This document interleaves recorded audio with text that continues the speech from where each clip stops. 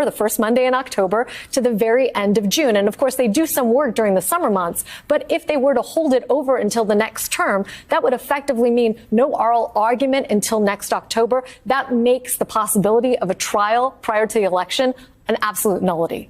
Congresswoman, one of the things that the Trump legal team argued before the court was that if you do this, if you do not allow the president to have this immunity, presidents are just going to it's going to grind to a halt everything the presidents do, because they're just going to constantly be worried about if they lose the next election, the new president will prosecute them. In it, there were two flaws. One is the idea that this is a prosecution by a new administration against a former administration. But more importantly, this court deemed in its decision that, in fact, being able to hold a president liable for crimes committed that are not part of the execution of his duties would be a positive incentive. That would actually, presidents should look over their shoulders if they're going to commit a crime in office.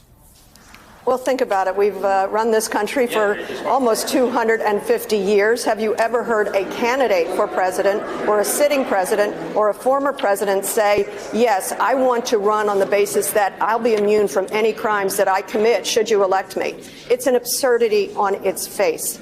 Of course, we have not ground to a halt.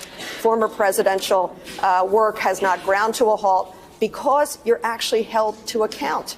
You're held to the law. That is exactly what should happen. We had a president resign because he was unable to uphold the law. So I find it just an absurdity. And that's what I'd like citizens to know. Beyond all the legal isms around this is literally a candidate for president who is trying to run for president by saying, when I'm president again, I want to be and believe I should be immune from any criminal prosecution. We're right back to I could shoot somebody on Fifth Avenue. Yes. Or in the case of this particular trial, Ari, Navy SEAL, SEAL Team 6 can be sent to murder someone. Donald Trump put out a post today on Truth Social. It's long and involved and has capitalizations where there shouldn't be any. But the last three words are all caps. Save presidential immunity. Like, that's become the thing, that now it's not just whether I'm on trial or not, but now presidential immunity is a thing that requires being saved because the Biden administration and this corrupt court decided that he's not immune from this. Yeah, I think it's hard to take that seriously. As a criminal defendant, he's afforded many rights, and those include being legally presumed innocent. So it's a very long road and high bar. But no, you don't really want to have immunity for someone with those level of powers even after they leave office.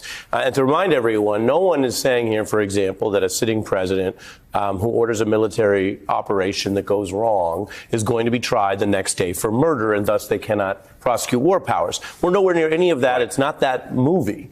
It's the situation that Nixon was in, which is when you abuse your powers not on behalf of a